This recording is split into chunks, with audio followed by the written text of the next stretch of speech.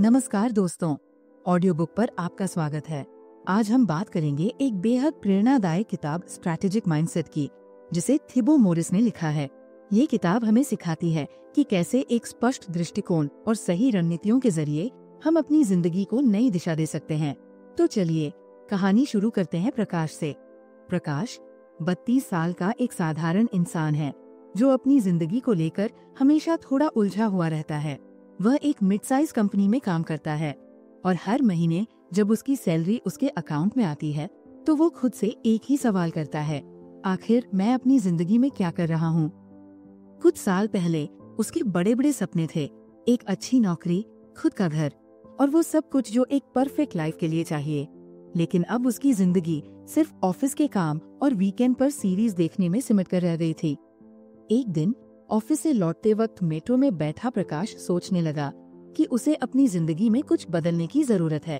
उसने अपने दोस्त अरुण को फोन किया, जो अक्सर उसे कुछ नया सीखने और पढ़ने की सलाह देता था। अरुण ने उसे स्ट्रैटेजिक माइंडसेट नाम की किताब पढ़ने को कहा। ये किताब सिखाती है कि कैसे एक प्रभावी योजना बनाई जाए और उस पर काम किया जाए। प्रकाश ने उसी वक्त अपने फोन पर ये किताब डाउनलोड कर ली। उस रात उसने खुद से वादा किया, चाहे कुछ भी हो जाए, मैं इस किताब को पूरा पढ़कर ही रहूंगा। अगली सुबह उसने अपना अलार्म जल्दी सेट किया और दिन की शुरुआत किताब के पहले अध्याय से की। पहला पाठ, दीर्घकालिक लक्ष्यों का महत्व। शुरुआत में प्रकाश को ये विषय थोड़ा भारी लगा, लेकिन जैसे जैसे उसने पढ़ना शुरू किया वैसे वैसे उसे समझ आने लगा कि शायद उसकी जिंदगी में यही कमी है। किताब में लिखा था, अगर आपकी जिंदगी में कोई दीर्घकालिक लक्ष्य नहीं है तो आप छोटे छोटे फैसलों में ही उलझकर रह जाते हैं। प्रकाश को अचानक याद आया कि उसने कई बार अपने लक्ष्य तय ही नहीं किए थे। कभी उसने अपनी सेविंग्स प्लान नहीं की तो कभी अपने करियर ग्रोथ पर ध्यान नहीं दिया। उसका ध्यान हमेशा इंस्टेंट ग्रेटिफिकेशन यानी तुरंत मिलने वाले सुखों पर रहा, जैसे सैलरी मिलते ही शॉपिंग करना या दोस्तों के साथ वीकेंड पर घूमना। किताब में एक शानदार उदाहरण दिया गया था, अपनी जिंदगी को एक ऐसे जहाज की तरह समझें जिसका कोई गंतव्य तय नहीं है। हवाएं और लहरें आपको कहीं भी ले जाएंगी, लेकिन अगर आपके पास एक स्पष्ट लक्ष्य है तो आप अपने जहाज को सही दिशा में ले जा सकते हैं। ये उदाहरण प्रकाश के दिल को छू गया। उसे लगा कि उसकी जिंदगी भी एक भटके हुए जहाज जैसी है। उसने खुद से पूछा, मेरा अंतिम लक्ष्य क्या है? पहले तो उसके जवाब अस्पष्ट थे।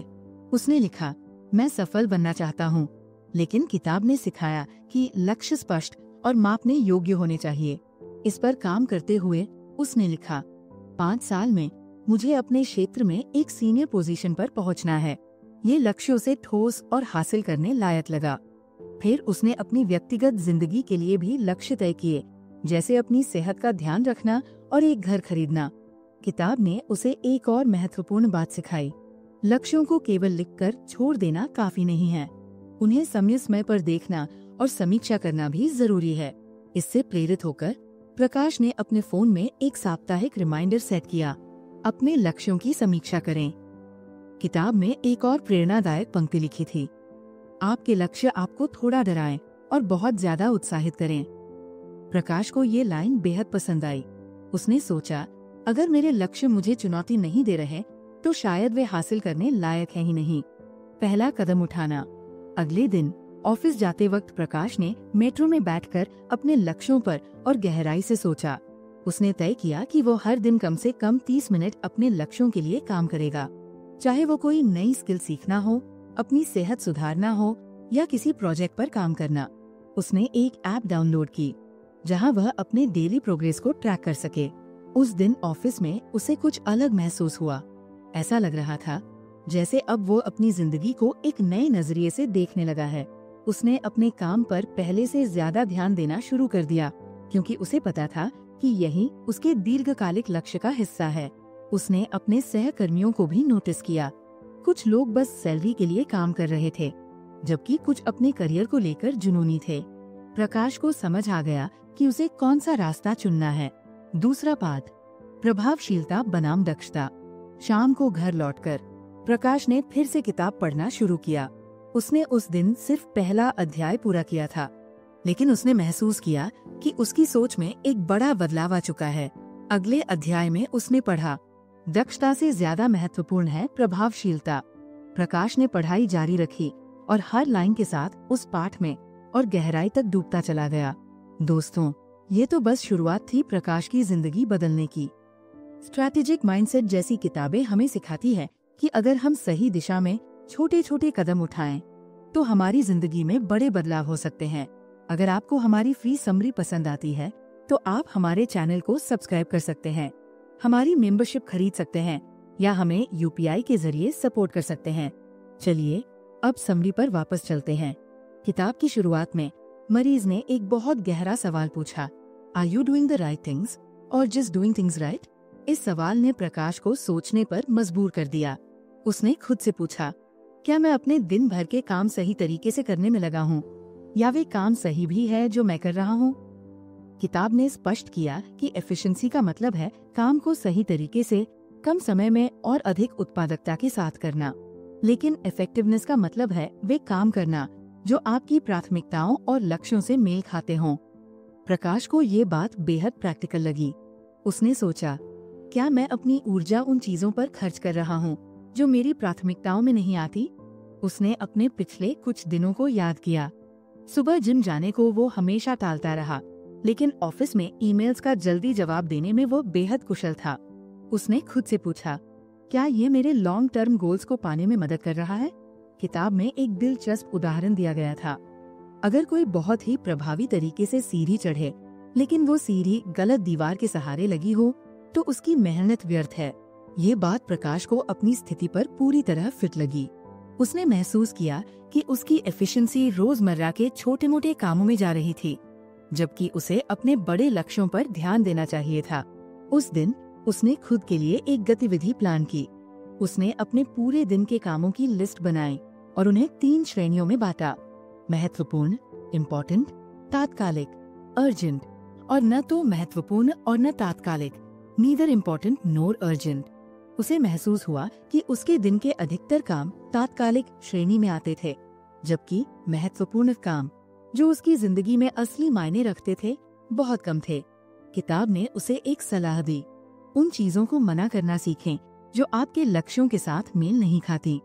प्रकाश को याद आया कि वो अक्सर ऑफिस में अपने सहकर्मियों की मदद के लिए अपना काम छोड़ देता था, या ऐसी मीटिंग्स में बैठता था जिनका उससे कोई लेना देना नहीं होता था। उसने ठान लिया कि अब वह अपनी प्राथमिकताओं पर ध्यान केंद्रित करेगा। उस दिन ऑफिस में उसने इस सीख को अमल में लाने की कोशिश की। जैसे ही एक सहकर्मी ने उससे मदद मांगी, उसने विनम्रता से मना कर दिया। यह उसके लिए नया था, क्योंकि वह हमेशा दूसरों की अपेक्षाएं पूरी करने में जुटा रहता था। शाम को घर आकर उसने अपनी नोटबुक निकाली और दिन भर के अपने कामों का विश्लेषण किया। उसे लगा कि उसने सिर्फ एफिशिएंट बनने के बजाय इफेक्टिव बनने की ओर एक कदम बढ़ा लिया है। किताब से अगला सबक था, business is not a badge of honour, it is often a sign of poor priorities. Prakash को एहसास हुआ कि वह अक्सर दोस्तों से कहता था, मैं बहुत व्यस्त हूँ, लेकिन अब उसे समझ आया कि व्यस्त होना हमेशा अच्छी बात नहीं होती। अगर आप सही चीजों पर काम नहीं कर रहे, तो व्यस्तता बेकार है। उस रात उसने अपनी उत्पादकता बढ़ाने के लिए एक नया सिस्टम प्लान किया। उसने फैसला किया कि हर सुबह वह दिन के सबसे महत्वपूर्ण 3 काम लिखेगा। वह पहले उन 3 कामों को पूरा करेगा, चाहे बाकी काम बाद में ही क्यों न हो। उसने इसे अपना टॉप 3 प्रायोरिटीज नाम दिया। अगली सुबह उसने इस प्लान को फॉलो किया। उसने लिखा, 1 घंटे के लिए सेल्फ लर्निंग के तहत किताब पढ़ना, 2 अपनी प्रेजेंटेशन की रणनीति पर काम करना, 3 फिटनेस के लिए 30 मिनट की वॉक। शुरुआत में ये थोड़ा चुनौतीपूर्ण लगा। पुराने आदतें बार बार आड़े आ रही थी, जैसे ईमेल्स चेक करना या सोशल मीडिया पर समय बर्बाद करना, लेकिन उसने खुद को अनुशासन में रखा। दिन के अंत में जब उसने अपनी प्राथमिकताएं पूरी कर ली, तो उसे भीतर से संतुष्टि महसूस हुई। उसे लगा कि वो सिर्फ काम नहीं कर रहा, बल्कि सही काम कर रहा था। किताब ने एक और अहम सिद्धांत समझाया, परेटो प्रिंसिपल, जिसे 80/20 रूल भी कहा जाता है। इसमें बताया गया था कि आपकी 80% उपलब्धियां आपकी 20% कोशिशों से आती है। प्रकाश ने इसे अपनी जिंदगी में लागू करने का सोचा। उसने लिखा, कौन से 20% काम मुझे 80% सफलता दिलाएंगे? उसने पाया कि सेल्फ लर्निंग, नेटवर्किंग और सेहत पर ध्यान देना उसकी सफलता के सबसे बड़े कारक है। अगले कुछ दिनों में प्रकाश ने महसूस किया कि उसकी सोच बदलने लगी है। वह अब हर काम से पहले खुद से पूछता, क्या यह मेरे लक्ष्यों के लिए जरूरी है? अगर जवाब नहीं होता तो वह या तो उसे छोड़ देता या बाद के लिए टाल देता। नतीजा, उसने सोशल मीडिया का उपयोग कम कर दिया और उस समय को आत्मविकास में लगाने की कोशिश की। एक दिन उसका दोस्त अरुण मिलने आया। अरुण ने प्रकाश में आए बदलाव को नोटिस किया और पूछा, तू इतना ऑर्गेनाइज्ड और फोकस्ड कैसे हो गया? प्रकाश ने मुस्कुराते हुए किताब का नाम बताया और कहा, यार, बस ये सीख लिया है कि व्यस्त होने से ज्यादा जरूरी है सही काम करना। अरुण ने हंसते हुए कहा, लगता है अब तो सच में लाइफ में कुछ बड़ा करने वाला है। प्रकाश ने सिर हिलाया और कहा, बिल्कुल, लेकिन ये सफर अभी शुरू हुआ है। मुझे और भी बहुत कुछ सीखना है। उस रात उसने अपनी जर्नल में लिखा, effectiveness is not about doing more, it's about doing what matters. Today I feel like I am finally on the right track. अगली सुबह प्रकाश अलार्म की आवाज पर उठा और उसने खुद को एनर्जेटिक महसूस किया। उसे लगा कि किताब से सीखी हर नई बात उसकी जिंदगी में एक नई स्पष्टता ला रही है। उसने खुद से कहा, चलो देखते हैं आज क्या नया सीखने को मिलता है। जल्दी जल्दी चाय बनाकर उसने किताब खोली। आज का लेसन था इंक्रीमेंटल ग्रोथ। जैसे ही प्रकाश ने पढ़ना शुरू किया, एक लाइन पर उसकी नजर ठहर गई। छोटे सुसंगत कदम शुरुआत में बहुत बड़े नहीं लगते, लेकिन समय के साथ वे असाधारण परिणाम ला सकते हैं। ये पढ़ते ही उसे अपनी पुरानी आदतें याद आ गई। वो हमेशा बड़े बड़े लक्ष्य तय करता था, जैसे 1 महीने में 10 किलो वजन कम करना या 3 महीने में नई भाषा सीखना। लेकिन हकीकत ये थी कि कुछ दिन की मेहनत और मोटिवेशन के बाद वो हार मान लेता। किताब में मॉरिस ने बताया था कि ऐसा इसलिए होता है क्योंकि लोग बड़ी उम्मीदें पालते हैं और जल्दी रिजल्ट चाहते हैं, लेकिन असली बदलाव छोटे, लगातार किए गए प्रयासों से आता है। ये पढ़ते हुए प्रकाश को याद आया कि स्कूल के वे स्टूडेंट्स जो हर दिन थोड़ा थोड़ा पढ़ते थे, साल के अंत में टॉप करते थे, जबकि वह जो हमेशा लास्ट मिनट पढ़ाई करता था, एवरेज रह जाता था। उसने खुद से पूछा, क्या मैं बड़े गोल्स की वजह से खुद को ओवर कर रहा हूँ? क्या मैं छोटे कदमों की ताकत को कम आंक रहा हूँ? जवाब था हाँ, इंक्रीमेंटल ग्रोथ का पावर। किताब में एक और पावरफुल कॉन्सेप्ट दिया गया, the power of 8% improvement. Morris ने लिखा था कि अगर आप हर दिन किसी स्किल या आदत में सिर्फ 1% सुधार करते हैं, तो 1 साल में आप उस चीज में 37 गुना बेहतर हो सकते हैं। ये सुनकर प्रकाश को एहसास हुआ कि वो हमेशा लंबी छलांग लगाने की सोचता था, लेकिन असली सफलता छोटे छोटे कदमों में है। उसने तुरंत सोचा कि इसे अपनी जिंदगी में कैसे लागू करे। उसने अपनी नोटबुक निकाली और उन चीजों की लिस्ट बनाई जिनमें सुधार चाहिए। 1. Fitness, 2. Career skills, 3. Time management, practical steps. इस बार उसने खुद से वादा किया कि अनरियलिस्टिक गोल्स नहीं बनाएगा। फिटनेस के लिए उसने तय किया कि हर दिन सिर्फ 15 मिनट की वॉक करेगा। पहले वो जिम ज्वाइन करने और 2 घंटे वर्कआउट करने की सोचता था, लेकिन अब उसे समझ आया कि सस्टेनेबल आदतें ज्यादा जरूरी है। करियर स्किल्स के लिए उसने रोज 20 मिनट सेल्फ लर्निंग का प्लान बनाया। किताब पढ़ने की आदत वह पहले ही डाल चुका था। अब उसने लिंक्डइन पर कुछ फ्री कोर्स ढूंढे जो उसके करियर के लिए जरूरी थे। टाइम मैनेजमेंट के लिए उसने पोमोडोरो टेक्निक आजमाने की सोची। इस तकनीक में 25 मिनट फोकस के साथ काम करना होता है और फिर 5 मिनट का ब्रेक। उसने महसूस किया कि डिस्ट्रैक्शंस उसकी प्रोडक्टिविटी कम कर देते थे। ये तकनीक उसे मदद कर सकती थी। इंक्रीमेंटल ग्रोथ का पहला टेस्ट। ऑफिस में उसने अपनी सबसे बोरिंग टास्क, एक पुरानी रिपोर्ट को ऑर्गेनाइज करना, इस तकनीक से करने की ठानी। उसने टाइमर सेट किया और सिर्फ उसी काम पर फोकस किया। जैसे ही टाइमर खत्म हुआ, उसने देखा कि वह काम जिसे वह कई दिनों से टाल रहा था, अब आधे से ज्यादा खत्म हो चुका था। शाम को घर आकर उसने अपनी वॉक का रूटीन शुरू किया। उसने हेडफोन्स लगाए और अपने फेवरेट गानों के साथ 15 मिनट की वॉक की। उसे पता था कि ये कोई बड़ी अचीवमेंट नहीं है, लेकिन उसे संतोष हुआ कि उसने शुरुआत कर दी। उसने खुद से कहा, आज 15 मिनट, कल 20 और फिर धीरे धीरे 1 घंटा। कंसिस्टेंसी इज की। किताब में लिखा था, don't wait for motivation, focus on consistency. Prakash को महसूस हुआ कि वह अक्सर किसी चीज को शुरू करने के लिए इंस्पिरेशन का इंतजार करता था, लेकिन अब उसने समझा कि मोटिवेशन आ जा सकती है, लेकिन कंसिस्टेंसी ही सफलता की कुंजी है। अगले कुछ दिनों में उसने इस फिलॉसफी को अपनी आदतों में उतार लिया। सुबह उठते ही किताब के 2 पेज पढ़ता, ऑफिस में पोमोडोरो सेशंस में काम करता, शाम को 15 से 20 मिनट की वॉक करता। इंक्रीमेंटल ग्रोथ के फायदे। एक दिन उसने सोचा कि क्यों न इस फिलॉसफी को अपने फाइनेंसेस पर भी अप्लाई करे। उसने अपने मंथली खर्चों का एनालिसिस किया और एक सिंपल रूल बनाया, हर महीने अपनी सैलरी का 10% सेव करूंगा। पहले वो सोचता था कि बड़ी सेविंग्स तभी होंगी जब सैलरी बढ़ेगी, लेकिन अब उसे समझ आया कि छोटी बचतें भी लंबे समय में बड़ा बदलाव ला सकती है। Realisation and progress. धीरे धीरे उसे इस इंक्रीमेंटल ग्रोथ की ताकत महसूस होने लगी। उसने नोटिस किया कि उसका स्ट्रेस लेवल कम हो रहा है, क्योंकि अब वो अनरियलिस्टिक एक्सपेक्टेशंस नहीं रखता था। उसने समझ लिया था कि सक्सेस एक मैराथन है, स्प्रिंट नहीं। एक वीकेंड जब प्रकाश अपने दोस्त अरुण से मिला तो उसने अपनी प्रोग्रेस के बारे में बताया। अरुण ने कहा, तू सही जा रहा है, लेकिन छोटे छोटे स्टेप्स कभी कभी बोरिंग नहीं लगते? प्रकाश मुस्कुराकर बोला, लगते तो हैं, लेकिन अब मुझे समझ आ गया है कि डिसिप्लिन हमेशा एक्साइटिंग नहीं होता। धीरे धीरे प्रकाश को अपने छोटे छोटे कदमों का असर दिखने लगा। वही छोटे बदलाव अब उसकी मोटिवेशन को बढ़ा रहे थे। अरुण ने मुस्कुराते हुए पूछा, तो अब तू बड़े सपनों का पीछा करना छोड़ चुका है? प्रकाश ने जवाब दिया, नहीं, बड़े सपने अब भी हैं, लेकिन उन्हें हासिल करने का तरीका बदल गया है। अब मैं छोटे कदमों को भी उतना ही महत्वपूर्ण मानता हूँ जितना मंजिल को।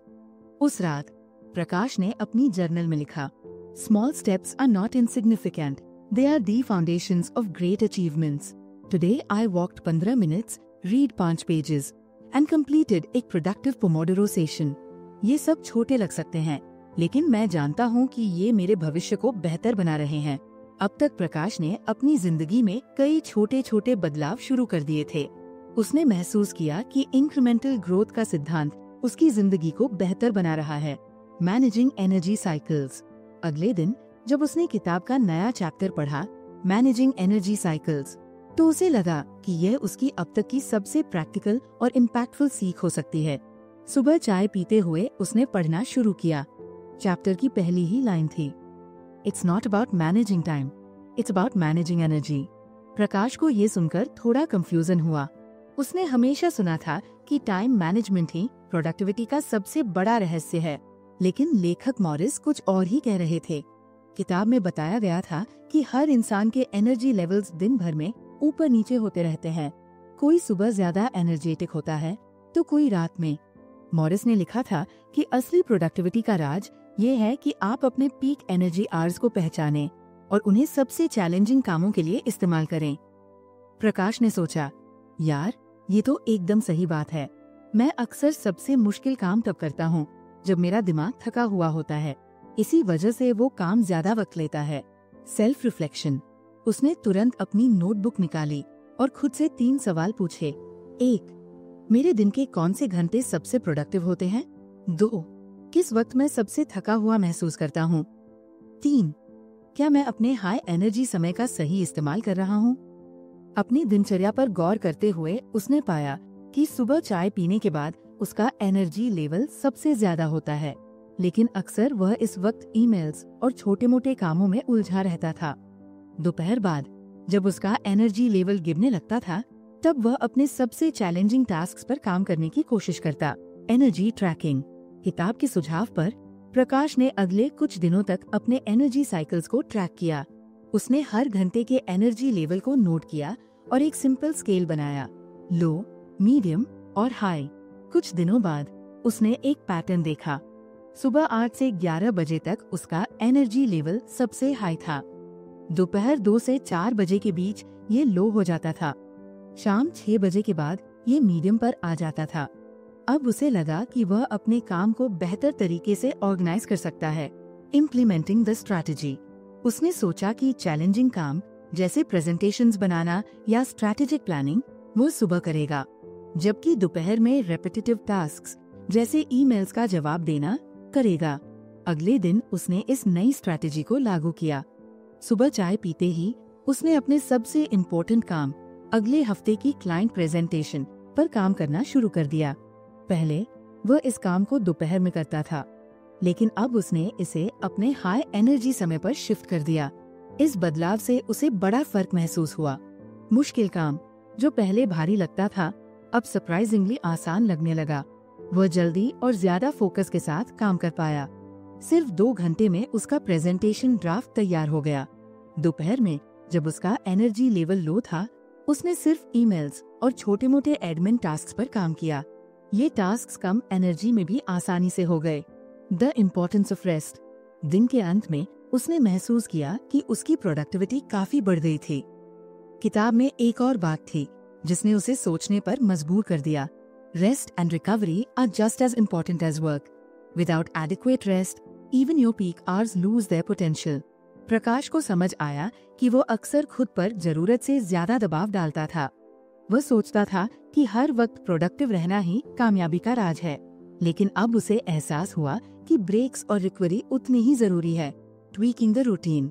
उसने अपने रूटीन में ब्रेक्स को शामिल करने का फैसला किया। उसने अपनी पोमोडोरो टेक्निक को थोड़ा ट्वीक किया। हर 25 मिनट के बाद 5 मिनट का ब्रेक, हर 2 घंटे के बाद 15 मिनट का लंबा ब्रेक। इन ब्रेक्स के दौरान वो पानी पीता, थोड़ा वॉक करता या बस अपनी आंखें बंद करके आराम करता। कुछ ही दिनों में प्रकाश ने नोटिस किया कि उसकी एफिशिएंसी बढ़ गई थी। Final realisation. अरुण ने हंसते हुए कहा, तू तो अब प्रोडक्टिविटी गुरु बन गया है। प्रकाश ने मुस्कुराते हुए जवाब दिया, यार ये सब इतना आसान लगता है, लेकिन पहले कभी इस पर ध्यान ही नहीं दिया। बस काम करता रहता था, बिना ये सोचे कि सही वक्त पर सही काम करना कितना जरूरी है। रात को अपनी जर्नल में उसने लिखा, आज मैंने महसूस किया कि ऊर्जा का प्रबंधन समय के प्रबंधन से कहीं अधिक महत्वपूर्ण है। By aligning my tasks with my energy levels, I become more productive and less stressed. Truly, this has been a game changer. प्रकाश की ये नई आदत अब उसकी जिंदगी का हिस्सा बन चुकी थी। उसने समझ लिया था कि एनर्जी मैनेजमेंट सिर्फ काम के लिए नहीं, बल्कि हर पहलू के लिए जरूरी है, चाहे वो फिटनेस हो, रिलेशनशिप्स या सेल्फ ग्रोथ। अगले दिन अपनी सुबह की चाय के साथ प्रकाश ने किताब का नया चैप्टर खोला। जैसे ही उसने चैप्टर का टॉपिक पढ़ा, कल्टिवेटिंग अ स्ट्रैटेजिक माइंडसेट, वह मुस्कुरा दिया। उसने सोचा, ये तो अब तक की सारी सीखों का निचोड़ लगता है। अगर मैं इसे सही से अपना लूं, तो शायद मेरी जिंदगी एक नए मुकाम पर पहुंच सकती है। किताब की पहली ही लाइन ने प्रकाश का ध्यान खींच लिया। A strategic mindset isn't just about solving problems. It's about asking the right questions that lead to deeper understanding. प्रकाश ने रुककर खुद से पूछा, क्या मैं अपनी जिंदगी में सही सवाल पूछता हूँ? जवाब तुरंत मिला, शायद नहीं। मॉरिस ने बताया कि एक स्ट्रैटेजिक माइंडसेट का मतलब है हर स्थिति को गहराई से समझना, समस्या का हल ढूंढने से पहले ये जानना कि असली समस्या है क्या। प्रकाश को याद आया कि कुछ साल पहले जब उसे एक बड़ा प्रोजेक्ट मिला था, उसने पूरे जोश के साथ काम शुरू किया, लेकिन प्रोजेक्ट आखिरी वक्त पर फेल हो गया। उस समय उसने इसे बैड लक माना था। अब सोचते हुए उसे एहसास हुआ कि उसने कभी ये सवाल नहीं पूछा कि क्लाइंट की असली जरूरत क्या थी। किताब में लिखा था, a strategic mindset begins by asking better questions. Morris ने 3 सवाल सुझाए। 1. क्यों ये समस्या मौजूद है? 2. What are the possible solutions? 3. What's the most effective solution with the least effort? प्रकाश ने अपनी नोटबुक निकाली और ऑफिस की अगली मीटिंग के लिए तैयारी शुरू कर दी। उसने एजेंडा को देखा और इन तीनों सवालों को अप्लाई किया। उसे क्लैरिटी मिली और प्रैक्टिकल सॉल्यूशंस पहले ही तैयार हो गए। मीटिंग के दौरान जब बॉस ने प्रॉब्लम का हल पूछा, प्रकाश ने अपनी इनसाइट्स शेयर की। उसका जवाब सुनकर सभी इम्प्रेस्ड हुए। बॉस ने कहा, प्रकाश, तुम्हारा पर्सपेक्टिव बेहद क्लियर और प्रैक्टिकल है। ये सुनकर प्रकाश को गर्व महसूस हुआ। उसने खुद से कहा, यार, सही सवाल पूछने की ताकत कितनी बड़ी होती है। किताब में एक और महत्वपूर्ण बात लिखी थी, a strategic mindset thrives on creativity and collective intelligence. Prakash को महसूस हुआ कि सिर्फ खुद पर निर्भर रहना काफी नहीं है, दूसरों की राय और स्किल्स का उपयोग करना भी उतना ही जरूरी है। उसने ब्रेनस्टॉर्मिंग सेशंस शुरू किए, जहां हर टीम मेंबर अपनी राय दे सकता था। जल्द ही एक जूनियर मेंबर ने एक आइडिया दिया जो सबसे प्रैक्टिकल और कॉस्ट इफेक्टिव था। प्रकाश ने सोचा, अगर मैं अकेले डिसीजन लेता तो ये ब्रिलियंट आइडिया कभी सामने नहीं आता। उसने टीम वर्क और कलेक्टिव इंटेलिजेंस के महत्व को गहराई से समझा। मॉरिस ने क्रिएटिविटी को स्ट्रैटेजिक माइंडसेट का अहम हिस्सा बताया था। उन्होंने लिखा था, creativity isn't limited to art. It's the ability to look at problems from new angles and craft innovative solutions. प्रकाश ने इसे अपनी लाइफ में लागू करने के लिए एक नई एक्सरसाइज शुरू की। हर दिन किसी एक समस्या के लिए 3 अलग अलग सोल्यूशन सोचना। पहले ये मुश्किल लगा, लेकिन धीरे धीरे उसका दिमाग फ्लेक्सिबल होता गया। एक टाइट डेडलाइन पर उसने क्रिएटिविटी का टेस्ट लिया। उसने यूजुअल तरीके को छोड़कर एक सिंप्लीफाइड तरीका अपनाया। नतीजा, उसका काम आधे समय में पूरा हो गया। उसने महसूस किया कि क्रिएटिविटी सिर्फ आर्ट नहीं, बल्कि स्मार्ट वर्क का तरीका है। पर्सनल लाइफ में भी उसने स्ट्रैटेजिक माइंडसेट को अपनाया। उसने अपने गोल्स पर क्लैरिटी हासिल की, अपने फैसले सोच समझ कर लिए और क्रिएटिविटी व कलेक्टिव इंटेलिजेंस को सही तरीके से इस्तेमाल किया।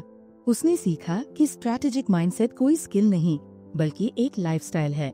रात को प्रकाश ने अपनी जर्नल में लिखा, A strategic mindset is about clarity, creativity, and collaboration. It's not just about solving problems, but transforming challenges into opportunities. This is a mindset I want to cultivate every single day. अब प्रकाश सिर्फ कामयाबी के पीछे भागने वाला आदमी नहीं था। वो हर कदम सोच समझकर उठाता, अपनी एनर्जी साइकिल्स के अनुसार काम करता, लो एनर्जी समय को हल्के टास्क्स के लिए और हाई एनर्जी समय को चैलेंजिंग और क्रिएटिव कामों के लिए बचाता। एक दिन ऑफिस में उसकी टीम ने उसे एक कॉम्प्लेक्स प्रोजेक्ट सौंपा। पहले के प्रकाश के लिए ये काम बोझ की तरह लगता, लेकिन इस बार उसने काम रहते हुए हर पहलू को एनालाइज किया, सही सवाल पूछे, हर पर्सपेक्टिव को सुना और क्रिएटिविटी के साथ एक ऐसा सोल्यूशन तैयार किया जो सभी को प्रैक्टिकल लगा। प्रोजेक्ट न केवल समय पर पूरा हुआ, बल्कि क्लाइंट ने भी तारीफ की। बॉस ने कहा, प्रकाश, तुम्हारे काम करने के तरीके में जो क्लैरिटी और स्ट्रैटेजी दिखती है वह काबिले तारीफ है। ये सुनकर प्रकाश ने मन ही मन सोचा कि ये बदलाव सिर्फ मेहनत का नतीजा नहीं है, यह उस किताब और उसके लेसन्स की वजह से है जिसने उसकी सोचने का तरीका बदल दिया। पर्सनल लाइफ में भी उसके रिश्ते बेहतर हो गए। अब वो हर समस्या को चैलेंज की तरह देखता और क्रिएटिव तरीके अपनाता। उसने मीनिंगफुल कॉन्वर्सेशंस शुरू की और अपनी प्रायोरिटीज को लेकर क्लैरिटी हासिल की। जब उसने किताब का आखिरी पन्ना पढ़ा तो उसने महसूस किया कि ये सिर्फ एक किताब नहीं, बल्कि उसकी लाइफ की गाइड बुक थी। उसने अपनी नोटबुक में लिखा, This isn't the end. It's the beginning of a new way of living. Strategic thinking isn't just a skill, it's a lifestyle. Thank you, Morris, for showing me how to live better, work smarter, and dream bigger. उसने किताब को desk पर रखा ताकि जब भी clarity की जरूरत हो वह इसे फिर से पढ़ सके। उस रात प्रकाश मुस्कुराया। उसने महसूस किया कि वो इंसान बन गया है जो अपनी लाइफ को सिर्फ सर्वाइव नहीं बल्कि थ्राइव कर रहा है, और यही उसकी असली जीत थी। तो दोस्तों, ये थी हमारी आज की बुक समरी। आपको कैसी लगी? कमेंट करके जरूर बताइए और अंत तक सुनने के लिए धन्यवाद।